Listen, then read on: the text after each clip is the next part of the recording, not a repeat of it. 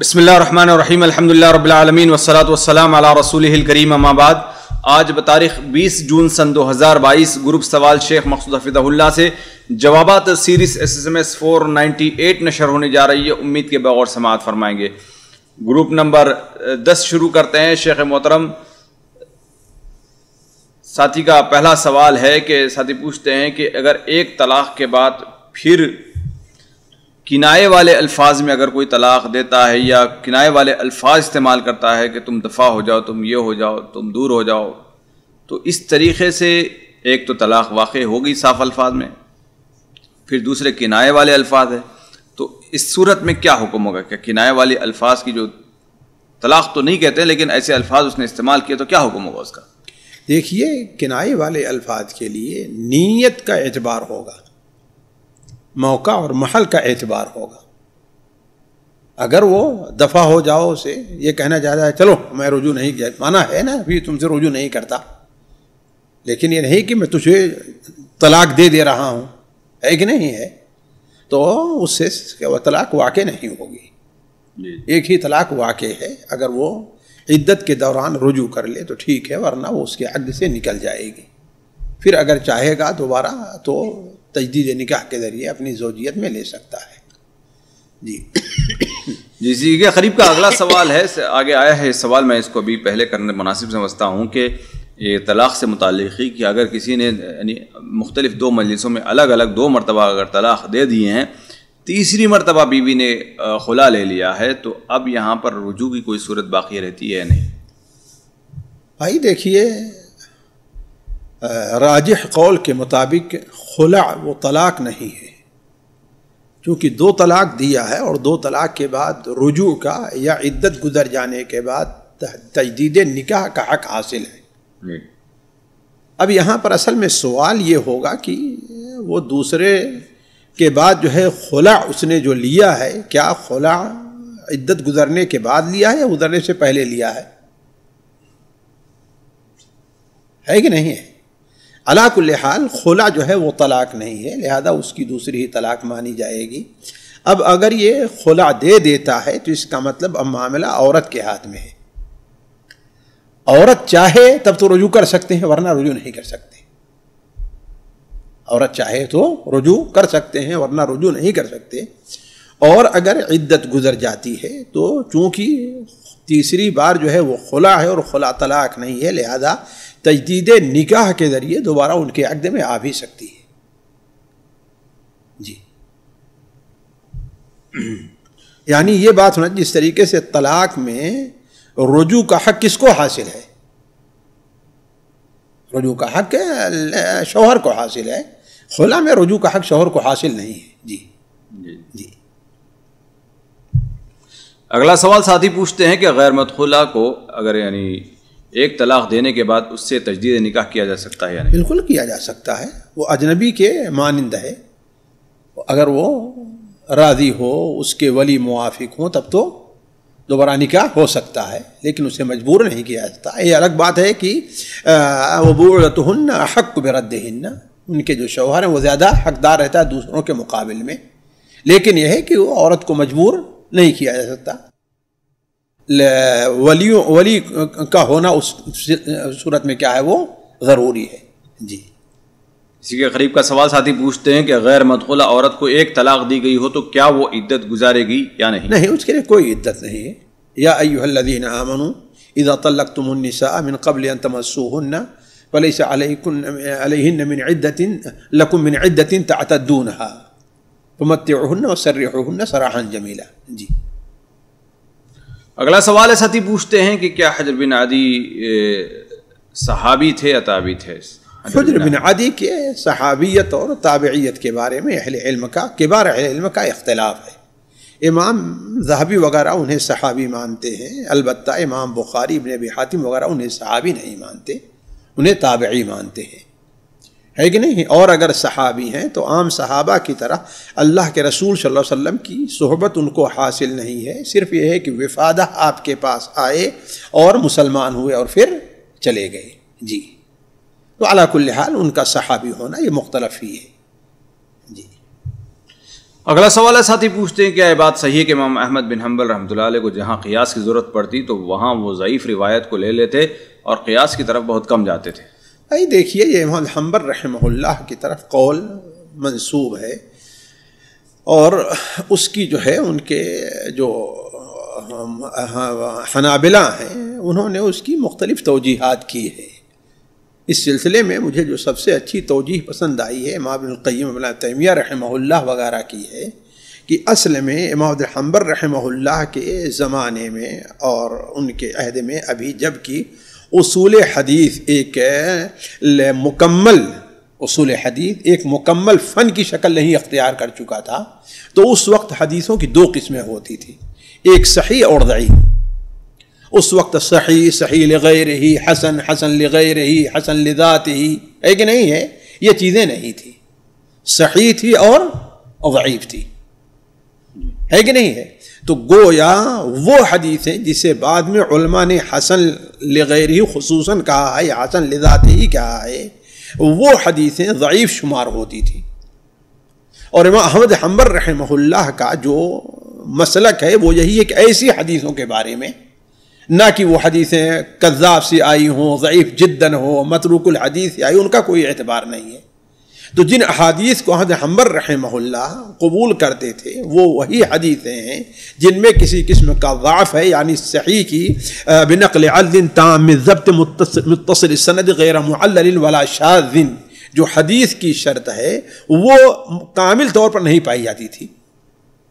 کسی میں یعنی تدریس کا کوئی معاملہ ہو یا اس میں جو ہے سیء الحفظ کا معاملہ ایسا پایا جائے، تام الضبط نہ ہو، ہے کہ نہیں ہے؟ کسی قسم کا اس میں شذوذ پایا جا رہا ہے، لیکن اب دوسرے جہت سے تائید ہو کر کے وہ چونکہ حسن بن جا رہی ہے کہ نہیں ہے؟ تو ایسی حدیثیں امام حنبل رحمہ اللہ قیاس پر خصوصاً احکام کے بارے میں انہیں قبول کرتے تھے، اور اس کی تائید جو ان کے بہت سے شاگردوں نے نقل کیا ہے، اور امام حاکم رحمہ اللہ نے جہاں تک مجھے یاد ہے معرفت اصول الحدیث کے اندر، معرفت اصول الحدیث کے اندر یہ بات نقل کی ہے کہ احمد بن حنبل رحمہ اللہ سے پوچھا گیا کہ جب حدیث احکام کا حلال حرام کا مسئلہ ہوتا ہے تو شددنا، ہم اس کے بارے میں سختی برتتے ہیں، البتہ جہاں تک ہوتا ہے فضائل اعمال کا اس بارے میں ہم تھوڑا تساہل سے کام لیتے ہیں، یعنی وہ روات جن کے اوپر کسی بھی کلام ہے، جیسے ابن ابی لہیہ ہیں، بقیہ ہیں، محمد ابن اسحاق ہیں، جن لوگوں پر تدلیس یا سیء الحفظ کا معاملہ، تو ان کی حدیثوں کو فضائل اعمال میں قبول کر لیتے ہیں۔ جی اگلا سوال ہے، ساتھی پوچھتے ہیں شیخ محترم آپ نے سیریز 474 میں جو واقعہ تھا، جو حضرت عمر والی جو روایت ہے، جبل والی جو روایت ہے، جو واقعہ ہے، اس تعلق سے ساتھی اور ایک اشکال پیش کرتے ہیں کہ شیخ محترم آپ نے کہا کہ اس میں حضرت عمر رضی اللہ تعالیٰ عنہ کو الہام ہوتا ہے، جبکہ اللہ رب العالمین قرآن مجید میں فرماتے ہیں، جس کا مفہوم یہ ہے کہ اللہ تعالیٰ کی یہ شان نہیں کہ نبیوں کے علاوہ کسی کے اوپر غیب مطلع کرے۔ تو اس میں تضاد مشکل یہ ہے کہ ہمارے بھائی لوگ نہ تو قرآن کی اس مفہوم میں جملہ جو آیات ہیں ان پر توجہ دیتے ہیں، اور نہ ہی حدیث کو سامنے رکھتے ہیں، صرف بعض اعتراضات سے متاثر ہو کر کے یہ باتیں یا اپنی سمجھ سے کہنا شروع کر دیتے ہیں۔ کیا قرآن مجید میں یہ نہیں ہے کہ اللہ تعالیٰ نے حضرت یوسف علیہ السلام سے ابھی جب کہ نبوت نہیں ملی تھی فرمایا فَلَمَّا ذَهَبُوا بِهِ وَأَجْمَعُوا أَن يَجْعَلُوهُ فِي غَيَابَةِ الْجُبِّ فَأَوْحَيْنَا إِلَيْهِ لَتُنَبِّئَنَّهُمْ بِأَمْرِهِمْ هَذَا وَهُمْ لَا يَشْعُرُونَ۔ ہم نے یوسف علیہ السلام کی طرف یہ وحی کی، حالانکہ ظاہر بات یہ وحی خاص جو اس سے نبوت ملتی ہے وہ نہیں ہے، ابھی نبوت ابھی بچے تھے، ہے کہ نہیں ہے؟ نبوت تو ان کو بعد میں ملی ہے۔ تو اللہ کیا کہتے ہیں، ہم نے انہیں بتا دیا کہ لَتُنَبِّئَنَّهُمْ بِأَمْرِهِمْ هَذَا، یہ تمہارے ساتھ جو بھائی لوگ کہہ رہے ہیں اس کو تم ان سے ایک دن آئے گا کہ تم ان کو بتلاؤ گے۔ یہ غیب کی بات ہوئی کہ نہیں بات ہوئی؟ حضرت موسیٰ علیہ السلام کی والدہ سے متعلق اللہ تعالیٰ کیا فرماتا ہے کہ فَإِذَا خِفْتِ عَلَيْهِ فَأَلْقِيهِ فِي الْيَمِّ وَلَا تَخَافِي وَلَا تَحْزَنِي إِنَّا رَادُّوهُ إِلَيْكِ وَجَاعِلُوهُ مِنَ الْمُرْسَلِينَ۔ یہ مستقبل کی غیب کی بات ہے کہ نہیں بات ہے؟ سوچنے کی بات ہے۔ تو کیا مطلب قرآن میں دونوں آیت میں تعارض ہے؟ یعنی وہ چیز جو غیب بیان کیا جا رہا ہے وہ خاص وہ غیب ہے جس کا تعلق وحی اس سے متعلق یا وہ علم غیبیات جن کے اوپر ایمان لانا ہے ان سے متعلق ہے. اس کے علاوہ جسے علماء کہتے ہیں الہام کہتے ہیں یا خواب میں، اس لیے کہ اللہ تبارک و تعالیٰ کے جو اولیاء ہیں اللہ تبارک و تعالیٰ ان کی تائید کے لیے، ان کے دین کو، ان کے موقف کو ثابت قدم رکھنے کے لیے، دینی اعتبار سے ان کی مدد کے لیے اللہ تبارک و تعالیٰ انہیں کرامتوں سے نوازتا ہے. اب یہ کرامت جیسا کہ علماء کہتے ہیں ہر اس چیز سے متعلق ہو سکتی ہے جو نبی کے معجزہ سے متعلق ہے. اب یہ کبھی کبھار تو ہوتی ہے کہ اللہ تعالیٰ دل میں یہ بات ڈالتا ہے، اسے الہام کہتے ہیں، ہے کہ نہیں ہے؟ الہام کہتے ہیں. کبھی کبھار فرشتوں کے ذریعے ہو سکتی ہے یہ بات، کبھی کبھی خواب کے ذریعے بھی ہو سکتی ہے، اور کبھی سچی فراست کے ذریعے ہو سکتی ہے. آیا یہ بات صحیح نہیں ہے؟ شاید صحیح بخاری میں ہے کہ حضرت ابوبکر صدیق رضی اللہ تعالی فاطمہ سے کہا تھا، حضرت عائشہ سے کہا تھا کہ میرا مال تقسیم ہوگا 2 بھائیوں اور 2 بہن، تمہارے علاوہ جو 2 بہن اور 2 بیٹیوں میں. تو انہوں نے کہا اے اللہ کے رسول صلی اللہ علیہ وسلم، آپ کی تو ایک ہی بیٹی ہمارے علاوہ حضرت اسماء ہے، تیسری کہاں سے آئی؟ تو آپ نے فرمایا کہ فلاں جو میری بیوی ہے جس کے پیٹ میں حمل ہے، مجھے بعد روان خواب میں دکھلایا گیا ہے کہ وہ لڑکی ہے، اور ایسی ہوا بھی ہے کہ نہیں؟ تو اللہ تبارک و تعالیٰ اس قسم کی چیزیں اپنے ولیوں سے پر ظاہر کرتا ہے، جس سے ان کی تکریم ہوتی ہے، ان کے دین کی مدد، یعنی کوئی بھی چیزیں ہو سکتی ہیں. تو ایسی چیز ہے جو حضرت عمر رضی اللہ عنہ کو حاصل تھی. لوگ حدیث کو سمجھنے کی کوشش نہیں کرتے ہیں، جذبات میں آ جاتے ہیں. صحیح بخاری میں جو الفاظ ہیں اس حدیث کے وہ کیا ہیں؟ لَقَدْ كَانَ فِي مَا قَبْلَكُم مِّنَ الْأُمَمِ مُحَدَّثُونَ. ذرا سوچیں، تم سے پہلے جو امتیں گزری ہیں ان میں محدث تھے. فَإِن يَكُن فِي أُمَّتِي فَعُمَرَ. اگر میری امت میں اگر کوئی وہ ہے تو کون ہے؟ وہ عمر ہے. اس میں شک ہے؟ آپ 4 سے بیٹھے ہو، اگر بھائی میرا صحیح دوست کوئی ہے تو کون ہے؟ فلاں ہے. جس کا مطلب کیا ہے؟ میرا دوست ہے، اس کا مطلب دوسرا دوست نہیں ہے. اس پہ شک آ رہا ہے کہ اگر ہوتے تو، یعنی خود ہی سوچیے، تردد کی بات ہوتی ہے. اسلوب یہ تردد کا ہے، تردد کا نہیں بلکہ خصوصیت اور تاکید کا یہ اسلوب ہے، اور یہی محدثین نے اسے سمجھا ہے. محدثین نے اسے سمجھا ہے. آپ نے فرمایا پچھلی امتوں میں بہت سے محدث گزرے ہیں. محدث تعریف ایک انہیں اللہ تعالیٰ ان کے دل میں بات ڈالتا تھا، اللہ انہیں الہام ہوتا تھا. تو اگر میری امت میں کوئی ہے تو کیا ہے؟ یہ فلان ہے. اس کا مطلب کیا؟ یعنی گویا حضرت عمر کی فضیلت تاکید طور پر کی جا رہی ہے. اردو میں میرا حال جملہ استعمال ترجمہ ایسا کیا تھا، اگر ہوتے تو. یہ جو ترجمہ صحیح نہیں ہے. نہیں ہے. اگر کوئی ہے تو کون ہے؟ وہ عمر ہے. یہ نہیں کہ اگر ہوتے تو، اگر کوئی ہے تو کون ہے؟ یعنی یہ ترجمہ غلط ہے، اگر ہوتے تو. جی جی جی، جو اردو کا جو ترجمہ ہے جی اگر ہوتے تو، ہاں بالکل غلط.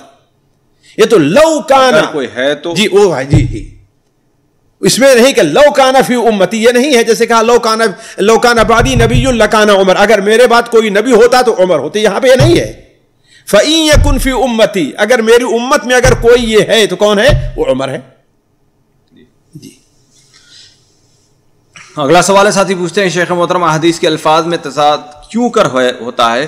اس سے مستشرقین کے عقائد کو مضبوطی ملتی ہے. جیسے کہ عورت کے بارے میں ہے کہ ایک حدیث میں ہے کہ اگر نحوست کسی چیز میں ہوتی تو عورت اور گھر وغیرہ میں ہوتی، اور دوسری جگہ ہے کہ نحوست اگر کسی چیز میں ہے تو عورت اور گھر وغیرہ میں ہے. دونوں میں کیا؟ اگر ہوتی تو ہوتی، اگر ہے تو کسی ہے. دونوں ایک ہی مفہوم تو ہیں. نہیں، ابھی تو دونوں میں فرق آ رہا تھا نا. اگر ہوتی تو کہاں؟ اگر ہوتی تو، اگر عورت میں ہو تو، یہی تو ہے نا، اس کا معنی بھی ہے. یا یہ کہیے کہ بعض حدیثوں میں ہے کہ بدبختی ہے کیا 3 چیزوں میں ہے، بعض روایتوں میں ہے. تو اصل میں اسے حدیث کا الفاظ کا اختلاف کیا کہتے ہیں؟ اللہ کے رسول نے ایک ہی بار نہیں بیان کیا ہے، مختلف موقع، کبھی آپ نے ان الفاظ میں، کبھی آپ نے ان الفاظ بیان کیا. تو مشکل ہمیں ہماری سمجھ بات نہیں آتی ہے کہ یہ مفہوم جو ہے پچھلے علماء کو جو حدیثوں میں ان کے اوپر دھیان میں بھی نہیں گزرا. آج لوگ یہ چاہے مستشرقین ہوں یا وہ منکرین حدیث ہوں یا غامدیت ہو یا اصلاحیت ہو، یہ لوگ ان سے اس قدر مرعوب کیوں ہو جایا کرتے ہیں، ان کی چر زبان سے مرعوب کیوں ہو جایا کرتے ہیں. اس کے لیے ضروری ہے کہ وہ لوگ اولا عربی میں جا کر کے دیکھیں حدیث کے الفاظ کیا ہیں، اور ہر الفاظ بسا اوقات ایک راوی حدیث کو اختصار کے ساتھ روایت کرتا ہے، اس کی وضاحت کس سے ہوتی ہے؟ دوسری روایت سے ہوتی ہے۔ اور اگر یہ ہو کہ ہاں اگر عورت بدبختی عورتوں میں ہے تو اس کا مفہوم کیا ہے، یعنی کیا ہے شوم، یعنی بدبختی نہیں ہے بلکہ اسے کہیں گے کہ یہ جو ہے وہ بدشگونی، نحوست، یعنی اس کا مفہوم کیا ہے؟ اس کی ایک مثال میں دوں آپ کو، میں ایک مثال دوں کہ اللہ تعالیٰ ہر مسلمان کو بچائے، بعض عورتیں ایسی ہوتی ہیں کہ مرد جو ہے گھر سے باہر رہنے کو پسند کرتا ہے گھر میں رہنے سے، ہے کہ نہیں ہے؟ کبھی جو ہے پہنچا گھر میں تو پڑوسی کے ساتھ اختلاف، کہیں پہنچا گھر میں تو لڑکیوں کو بچوں کو مار پیٹ کیا ہوا ہے، کہیں پہنچا گھر میں تو جو ہے وہ گھر میں موجود ہی نہیں ہے، کہیں پہنچا گھر میں تو ایک نئی مشکل کھڑی ہوئی ہے کہ آج یہ چلانا ہے، یہ چلانا ہے۔ تو ایسی صورت میں انسان چونکہ عورت کی اس حالت کو جانتا ہے، اس لیے گھر میں جانے سے کیا ہے، وہ گھبرا رہا ہے، کترا رہا ہے کہ نہیں؟ ایسا ہے کہ نہیں ہے؟ ایسے اپنی گاڑی پر قیاس کر لیجئے، ایک آدمی کی گاڑی ہے ماشاءاللہ ٹوٹی پھوٹی سے ہے لیکن اسٹارٹ کو چلی جاتی ہے، لیکن ایک آدمی جب سے گاڑی لیا ہے روزانہ اس کے اوپر خرچ کرتا رہتا ہے، یہاں سے اگر اسے مجمع بھی جانا ہو تو سوچتا پتہ نہیں پہنچے گی نہیں پہنچے گی، ہوتا ہی نہیں ہوتا ہے۔ تو آخر یہ کیوں؟ یعنی یہ قسم کی جو نحوست وہ شگونی لے رہا ہے، کیوں؟ اس بنیاد پر، اپنے پہلے علم کی بنیاد پر۔ جی تو یہی معنی اس حدیث کا بھی ہے۔ جی اگلا سوال ہے، ساتھی پوچھتے ہیں شیخ محترم اسلام میں جو ہے نام بگاڑنے کا حکم کیا ہے، جبکہ صحابہ کرام کے بارے میں آتا ہے رضوان اللہ علیہم اجمعین کہ وہ بھی ایک نام بگاڑ کر پکارا کرتے تھے، تو کیا یہ ہمارے لیے جائز ہے یا نہیں؟ بھائی دیکھیے، اولاً جو ہے جو بعض صحابہ کا نام جو بگڑا تھا اس کے بگڑنے کی دو وجہ ہوتی ہے۔ ایک وجہ تو یہ ہے کہ اللہ کے رسول صلی اللہ علیہ وسلم کہ مدینہ آنے سے پہلے، جیسا کہ صحابی کہتے ہیں کہ ہم میں سے کوئی بھی نہیں تھا جس کے دو نام نہ رہے ہوں، اور یہ کسی معاشرے میں آپ دیکھتے ہیں تو جب آپ صلی اللہ علیہ وسلم بسا اوقات اس نام سے پکارتے جس کو میں برا رہتا تو لوگ کہتے ہیں اللہ کے اس نام کو پسند نہیں کرتا ہے، تب وہ آیت نازل ہوئی۔ ہوتا کیا ہے، بسا اوقات بعد ایسے نام سے جو ایک عیب تو اس قدر مشہور ہو جاتے ہیں کہ اسی سے ان کی معرفت ہوتی ہے۔ مثال کے طور پر جیسے آپ کے بھی محلے میں ہوگا، ہمارے بھی گاؤں فراق گاؤں میں ایک آدمی اسحاق ہے، گاؤں میں دو اسحاق ہیں۔ ہمارے یہاں جانتے ہیں خاندان کے لحاظ سے نہیں پکارتے، جیسے یہاں پر خاندان کے لحاظ سے رہتا ہے نا، عام پہچان ہو جاتی ہے۔ اگر خاندان ایک ہوتا ہے تو باپ سے یا کنیت سے پہچان ہو جاتی ہے، لیکن ہمارے یہاں ایسا نہیں ہے، فلاں فلاں لنگڑ جو یعنی جو لگڑے ہیں۔ تو یہاں پر جو اصل ممانعت ہے ان کی تحقیر کے لیے، ان کی توہین کے لیے، ان کی تنقیص کے لیے، یہاں توہین اور تقسیم بلکہ تعریف مقصود ہے۔ اسی لیے علماء نے، آپ دیکھیں امام نووی رحمہ اللہ نے جو ریاض الصالحین کے اندر ہمارے خیال سے 6، اگر مجھ سے بھول نہیں تو آپ لوگ پڑھے ہوں گے، 6 وجہ ذکر کی ہے جس کی بنیاد پر غیبت جائز ہے۔ ان میں سے ایک کیا ہے؟ تعارف، یعنی اسی سے وہ پہچانا جاتا ہے، جیسے آمش روایتوں میں ہے کہ نہیں، العارج روایتوں میں ہے۔ تو اس سے مقصد کیا ہے؟ وہ تنقیص نہیں ہے، مقصد کیا ہے؟ وہ تعریف ہے۔ تو اگر بغیر تعریف کے ہو تو یہ جو نام بگاڑنا ہے یہ چیز جائز، یعنی اس کے نام کا بھی ایک حصہ بن چکی ہے نہ چاہتے ہوئے بھی۔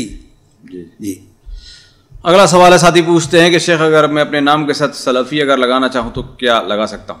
لگائیے، لیکن یہ ہے کہ اس کے ساتھ ساتھ شرط کا طریقہ بھی آپ دیکھیے، ہے کہ نہیں؟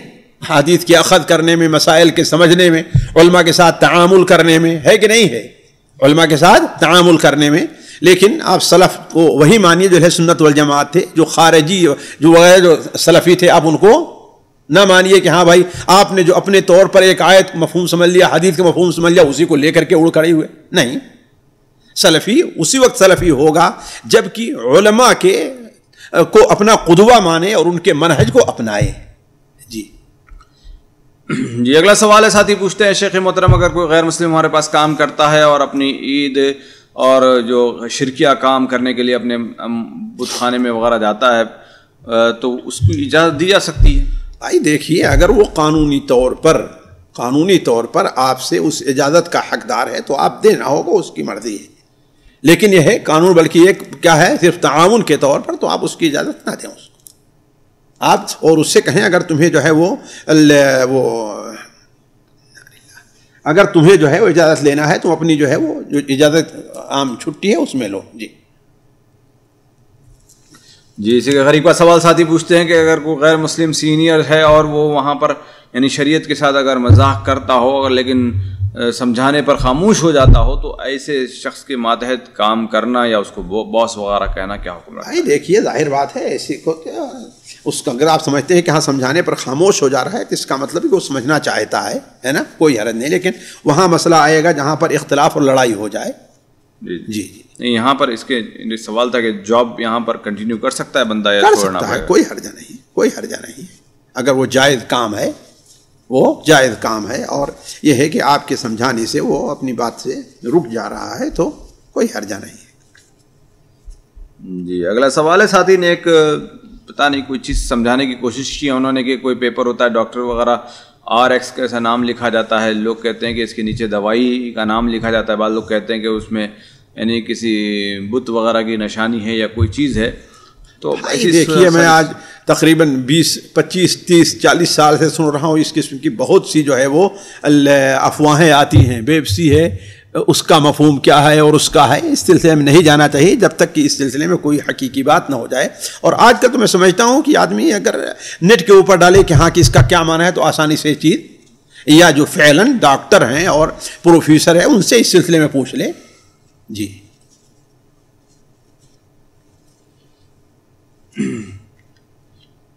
اگلا سوال ہے، ساتھ ہی پوچھتے ہیں کسی کی بیٹی اگر اس کی زندگی میں انتقال کر گئی ہو تو کیا وہ یہ وصیت کر سکتا ہے کہ اس کے مرنے کے بعد اس کے ناتی کو جائیداد میں حصہ دیا جائے گا جتنا اس کی باقی بیٹیوں کو ملے گا؟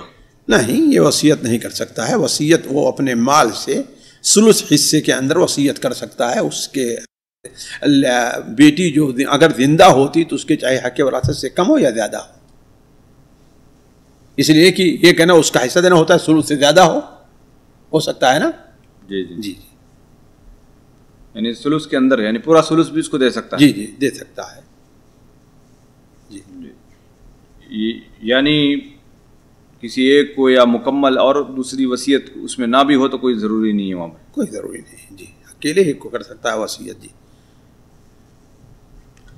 جی اگلا سوال ہے، ساتھی نے لمبا سوال کیا جیسے کہ تقریباً اس کے قریب کا سوال بھی گزر گیا تھا کہ ساتھی پوچھتے ہیں کہ میں قضاء حاجت کو جاتا ہوں لیکن جانے کے بعد یعنی شک ہوتا ہے کہ کبھی کچھ یعنی پیشاب کی جگہ سے نکلا ہے کبھی نہیں نکلا ہے، تو اس صورت میں کیا کرنا چاہیے؟ دیکھیں صرف شک پر نہ جائیں، غالب حالات کیا ہیں، غالب گمان کیا ہیں اس کو مد نظر رکھیں. جی غالب حالات کیا ہیں، غالب گمان اس پر مد نظر رکھیں، اسی بنیاد پر اپنا فیصلہ کریں. جی اگلا سوال ساتھی پوچھتے ہیں کہ اگر بچپن میں ماں باپ نے منگنی اگر کر دی ہے تو اگر ہم اس کو توڑ رہے ہیں، اس سے دوری اختیار کر رہے ہیں، تو کیا جس سے کی گئی ہے منگنی اس سے معافی مانگنا ضروری ہے؟ کچھ نہیں ضروری ہے، کوئی ضرورت نہیں ہے. صرف منگنی ہوئی ہے اور آپ کو اختیار ہے، اس لیے کہ شادی آپ کو کرنا ہے نہ کہ آپ کے ماں باپ کو. جی لیکن اس سلسلے میں دیکھیں کہ انسان ایسی ہی منگنی کو جو ہے والدین نے اگر کر دیا ہے تو جہاں پر کیا ہے وہ اس میں مصلحت ہو وہیں پر، نہ یہ کہ صرف اپنے مزاج پر آپ نے کسی سے سمجھا نہیں اور آپ محبت کرنے لگے ہیں اور یہ بات ہو گئی ہے اور اس میں پہلی میں کوئی ہو سکتا ہے کوئی خوبی رہو، اس میں کوئی خوبی صرف نہیں ہے، صرف یہ کہ آپ کے ساتھی اور محبت کر رہے ہوں، تو یہ چیز جو ہے اچھی چیز نہیں ہے. لیکن جہاں تک اصل مسئلے کا تعلق ہے آپ منگنی ختم کر سکتے ہیں. جی اگلا سوال ہے، ساتھی نے ایک بہت ہی لمبا سوال بھیجا، شاید آپ ہمیں سمجھا یا نہیں سمجھا. یعنی کوئی عورت ہے ان کی لو میرج ہوئی تھی اور کافی عمر ہو گئی ہے لیکن ابھی انہیں شک ہو گیا ہے، شوہر کو چھوڑا، پتہ نہیں سوال سمجھ میں آیا شاید؟ پتہ نہیں شیخ کوئی ایک لمبا شوہر آیا کہ ان کے شوہر زنا کرنا شروع کر دیے ہیں، وہی ہے کہ دوسرا ہے کوئی؟ نہیں ہے دوسرا ہے سوال. نہیں میں اس کو پھر نہیں پڑھ سکا، واللہ عالم. جی یا میرے ذہن میں نہیں ہے ابھی. جی اور ایک سوال تھا اسی کے قریب کا، ساتھی یعنی پوچھتے ہیں کہ اگر کوئی اور کسی عورت کا شوہر اگر یعنی زنا وغیرہ کرنا شروع کر دے تو جبکہ اس کا عورت کا کوئی اس کا پرسان حال پیچھے نہیں ہے، ماں باپ نہ ہو باحیات، تو کیا کرے؟ اس کا حکم کیا بنتا ہے؟ بھائی دیکھیے وہ اللہ سے دعا کرے، شوہر کی اصلاح کی کوشش کرے، ہے کہ نہیں ہے، اور اس میں اس پر اس کا کوئی گناہ نہیں ہے، عورت کا کوئی گناہ نہیں ہے۔ اب وہ ان کے حالات ایسے ہیں کہ اس کو چھوڑا بھی نہیں جا سکتا ہے، بچوں کا مسئلہ ہے، تو اس سلسلے میں تو اللہ تعالیٰ سے سچی دعا کریں اور کوشش کرتے رہیں۔ اور یہ بھی وجہ دیکھیں کہ بسا اوقات دیکھیے ہم جہاں تک سمجھتے ہیں کہ بسا اوقات بہت یا ایسا ہوتا ہے کہ بعض مرد زنا میں ایک تو اپنی خباثت سے پڑتے ہیں، اور بسا اوقات مرد زنا میں اس لیے پڑتے ہیں کہ گھر سے ان کی ضرورت پوری نہیں ہوتی ہے، گھر سے ان کی ضرورت پوری نہیں ہوتی ہے، تو عورت اس طرف بھی مراجعہ کرے کہ آخر کیوں، کیا میں آپ کی ضرورت نہیں پوری کر پاؤں، کبھی ہم نے انکار کیا ہے؟ جی اگلا سوال، کچھ سوالات خواتین گروپ سے شامل کیے جاتے ہیں۔ پہلا سوال ہے، بہن پوچھتی ہیں شیخ محترم، ایک آدمی نارملی طور پر شرک وغیرہ کے کاموں سے بچتا ہے اور نماز وغیرہ کی پابندی کرتا ہے، لیکن جو چھوٹے موٹے بدعتیں ہیں اس کے اندر وہ پڑتا ہے، تو کیا اس کا بھی شمار ان لوگوں میں سے ہوگا جو نبی کریم صلی اللہ علیہ وسلم کا فرمان کے یعنی کہ آب کوثر پر ان کو دور بھگا دیا جائے گا؟ بھائی دیکھیے اگر اسے سمجھایا جاتا ہے، اسے بتایا جاتا ہے، وہ سمجھ بھی جاتا ہے، پھر بھی نہیں چھوڑنا چاہتا، یا یہ کہ وہ سننے کے لیے آنا ہی نہیں چاہتا ہے، تب تو ان لوگوں میں شامل ہو سکتا ہے۔ لیکن صرف لا علمی کی بنیاد پر ایسے بعض چھوٹی چھوٹی بدعتیں ہیں کہ نماز کے بعد جیسے کرتے ہیں ہاتھ اٹھا کے دعا مانگنے کا التزام کرنا، اور یہ تو یہ انشاءاللہ یہ معفو عنہ کے درجے میں ہے۔ جب اللہ تبارک و تعالیٰ نے ہمیں ایسی دعا سکھائی ہے جس سے شرک اللہ تعالیٰ معاف کر سکتا ہے کہ نہیں ہے، تو یہ شخص جو آپ اگر نادان ہے، اس کو معلوم نہیں اور اسی کو دین سمجھ رہا ہے، تو اس بنیاد پر اسے آپ کے اوپر آپ بدعتی ہونے کے حکم کیسے لگائیں گے؟ جی اگلا سوال ہے، ساتھی پوچھتے ہیں، بہن پوچھتی ہیں کہ ایمانی کمزوری کی وجہ سے نماز دل میں نہیں لگتا ہے، یعنی ادھر ادھر چلا جاتا ہے، تو اس کو کیسے ریکور کیا جائے گا؟ بھائی دیکھیے اولاً تو ان اسباب کو تلاش کریں جس کی وجہ سے نماز کے اندر خشوع اور خضوع باقی رہتا ہے، جیسے مثال کے طور پر طہارت کا مکمل اہتمام کرنا، اور ذہنی طور پر اپنے آپ کو فارغ کر لینا، اور کیا پڑھ رہی ہیں کیسے ہے اس کو اپنے ذہن میں رکھنا، اللہ تبارک و تعالیٰ سے دعا کرنا، ان تمام چیزوں کو ذہن میں رکھیں۔ جی اگلا سوال ہے، بہن پوچھتے ہیں شیخ محترم، شریعت میں ولا اور برا کو بہت تاکید سے بتایا گیا ہے، اس کا کیا کام یعنی کیا؟ بھائی دیکھیے اصل میں ولا سے ہے جس کے معنی ہوتا ہے محبت کے، دوستی کے، قربت کے اور خیر خواہی کے۔ اس کا معنی یہ ہے کہ ایک مومن جو ہے وہ ہر اعتبار سے جو اس کی محبت ہے، اس کا قرب ہے، اس کی خیر خواہی ہے، کس کے لیے؟ ایک مومن ہی کے لیے ہونی چاہیے۔ اور برا کا معنی ہے براءت، یعنی انسان شرک سے، اہل شرک سے، کفر سے، اہل کفر سے، بدعت، ان لوگوں سے دل میں اس کو نفرت ہونی چاہیے، اور یہاں پر ضرورت نہ ہو وہاں ان سے بھی اپنے آپ کو دور رکھنا چاہیے۔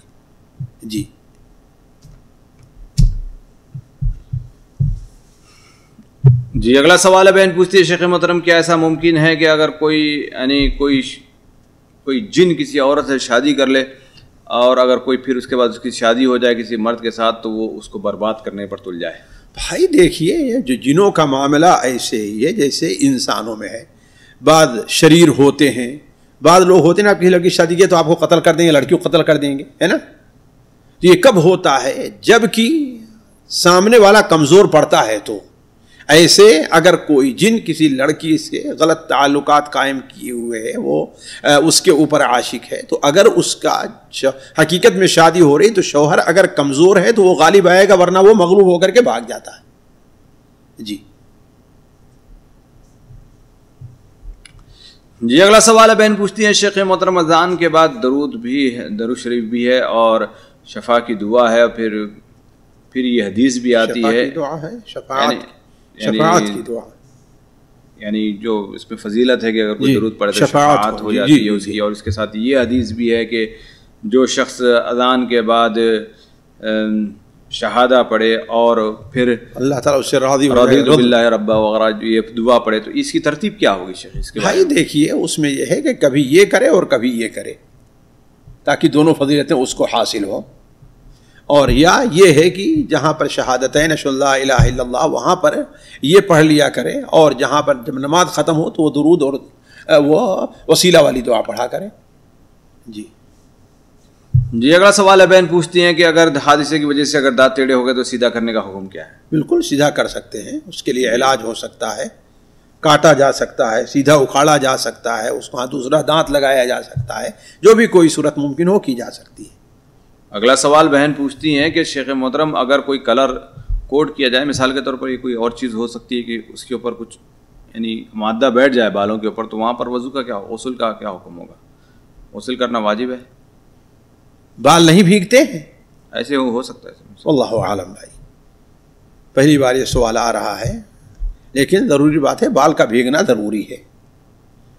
جس طریقے سے ہوتا ہے عام کلر جو ہے وہ آپ کے جسم کا یا آپ کے بالوں کا لکھا ہوا صاف انہوں نے کہ غسل کے وقت پانی نہیں پہنچ پاتا ہے، کلر ہیئرس کو یعنی کوٹ کر دیتے ہیں، جس کی وجہ سے غسل میں پانی نہیں پہنچتا۔ واللہ عالم، واللہ عالم۔ اگلا سوال بہن پوچھتی ہیں کہ استحاضہ کے ایام ختم ہونے کے بعد غسل کرنا واجب ہے یا نہیں؟ اگر حیض کے بعد کیا ہے تو غسل واجب ہوگا نہیں ہوگا، اور اگر نہیں کیا ہے حیض کے بعد تو غسل واجب ہوگا۔ علی کل حال مجرد استحاضہ کے بعد جو ہے غسل کرنا افضل ہے، لیکن واجب نہیں ہے۔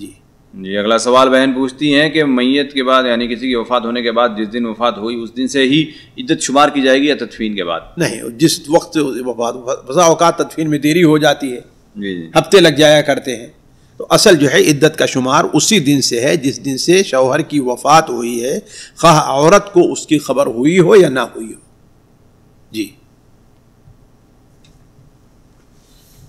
جی اگلا سوال ہے، بہن پوچھتی ہیں کہ شیخ محترم ایک آدمی بیماری سے شفا کے لیے اگر عربی میں نماز میں سجدے میں اگر دعا کرنا چاہے تو اس تشہد میں دعا کرنا چاہے تو کیسے کرے؟ کوئی بالکل تشہد کے بعد جو ہے جہاں پر تشہد درود پڑھا اس کے بعد جو ہے دعا کر سکتا ہے، کرے۔ سجدے میں تسبیحات کے بعد سبحان ربی الاعلیٰ، سبحان ربی، اس کے بعد جو ہے دعا کر سکتا ہے اپنی زبان میں جو بھی دعا ہے۔ جی وہ عربی میں بہتر ہے، لیکن اگر اپنی زبان میں بھی دعا کرنا چاہے اور نفل نمازیں ہیں تو کوئی حرج نہیں۔ جی اگلا سوال ہے، بہن پوچھتی ہیں کہ شیخ یہ جاننا تھا کہ ہمارے کام والی کا داماد یعنی کسی جگہ پر رہتا ہے تو ظاہر سی بات ہے وہاں پر یعنی اس کی 2 بیویاں تھیں، اس کا انتقال ہو گیا، اب یہ میرے خیال سے ان کی ایک بیٹی اس میں سے ہے، تو وہاں پر اس کا دل نہیں لگتا ہے، وہاں پر یعنی پہلے ہی سے حالات صحیح نہیں تھے، تو اب کیا عدت وہیں پر گزارے گی یا اپنے ماں باپ کے پاس آ کر عدت گزار سکتی ہے؟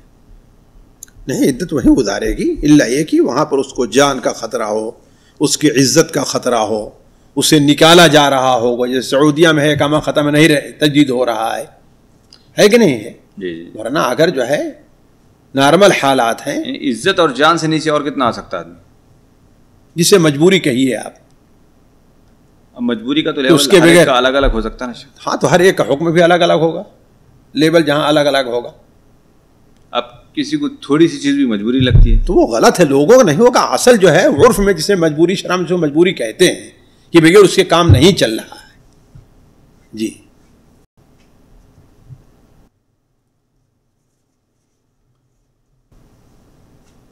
جی اگلا سوال ہے، بہن پوچھتی ہیں کہ بار بار گالیاں دینا کیسا، ایسے شخص کو کیا کہا جائے گا؟ ظاہر بات ہے، سباب المسلم فسوق وقتالہ کفر، اس کے اوپر اصرار کرنے والا اور توبہ بھی نہ کرے اس سے تو وہ انسان فاسق ہے۔ اسے سمجھایا جائے کہ یہ بہت بڑا گناہ ہے، کسی مسلمان کی شان نہیں ہے گالی دینا۔ لیس المؤمن بالطاعان ولا اللعان ولا الفاحش البذی، مسلمان نہ طعن و تشنیع کرنے والا، لعن طعن کرنے والا ہے، اور نہ ہی بد زبان اور فحش بکنے والا ہے۔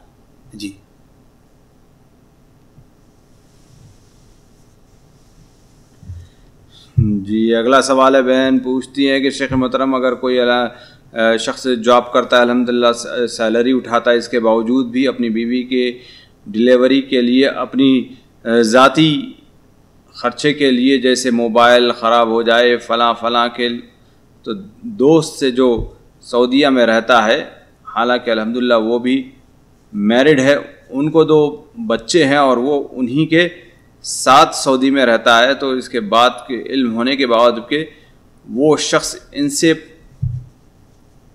پیسے مانگتا ہے اور یہ دیتے ہیں کہ صدقے کے طور پر اس کو، یعنی سوال میرے خیال سے مختصر یہی ہے کہ اگر کوئی اپنی جاب کرتا ہے، اس کے سب کچھ اچھی چیز بھی ہے، لیکن اپنی ذاتی خرچے کے لیے، گھر کے خرچے کے لیے لوگوں سے صدقہ و خیرات مانگتا ہے، تو اس کا کیا حکم ہوگا؟ اس طریقے کا یہ سوال ہے۔ ان شریعت کے اندر وہ حکم ہے کہ اگر کوئی شخص سوال کرتا ہے اور اسے سوال کا حق نہیں ہے، جو قیامت دن اس شکل میں آئے گا، اس کے چہرے کے اوپر ایک گوشت کا ٹکڑا بھی نہیں ہوگا، ہے کہ نہیں ہے، تو اس کے لیے یہ جائز نہیں ہے کہ وہ جو ہے لوگوں سے صدقہ مانگتا پھرے۔ سوال کرنا اللہ کے رسول صلی اللہ علیہ وسلم نے خاص حالات میں بدرجہ مجبوری میں جائز قرار دیا ہے۔ جی اگلا سوال ہے، بہن پوچھتے ہیں شیخ محترم، اگر کوئی مستقبل میں یعنی شرط کے ساتھ کہ اگر یہ فلاں بچے اگر نیکوکار ہوں گے، نیک بنیں گے، تو ہماری جائیداد میں سے یا اس پیسے میں سے ان کو اتنا پیسہ دیا جائے گا، یہ شرط لگا کر ہدیہ زندگی میں کر دینا کیسا ہے؟ مستقبل میں ہدیہ کر دینا نہیں، اگر کرنا ہے تو اس کو جو ہے زندگی میں دے دیں تو ٹھیک ہے، ورنہ وہ میراث رہے گا اور برابر تقسیم ہوگا۔ یعنی کسی کو وکیل بنایا جا سکتا ہے اس کے پیسے، مثال کے طور پر کہا گیا یہ گھر ہم نے اس کو گفٹ کر دیا ہے، لیکن اس شرط پہ کہ وہ اتنی عمر کو پہنچے گی یا پہنچے گا اور وہ اگر نیک رہے گا تب۔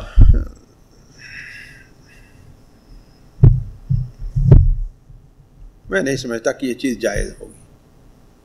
اس کے بعد کیا ہوگا؟ اگر نہیں نیک ہوا تو کیا ہوگا؟ پھر میراث میں آئے گا، تقسیم ہوگا، کہ کہاں جائے گا؟ وہ صدقہ کر دیا جائے گا، اگر شرط لگا دیا جائے گا، نیک کاموں میں ڈال دیا جائے گا اس کو۔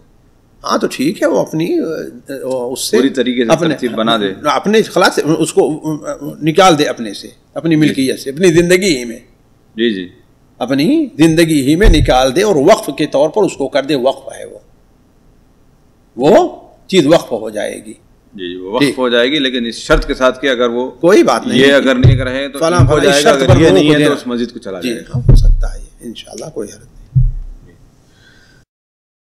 سامعین کرام، ہمارے علمی اور عوامی دروس اور سوال و جواب کی مجلسوں سے آپ خود بھی مستفید ہوں اور اپنے دوست و احباب کے ساتھ بھی شیئر کریں۔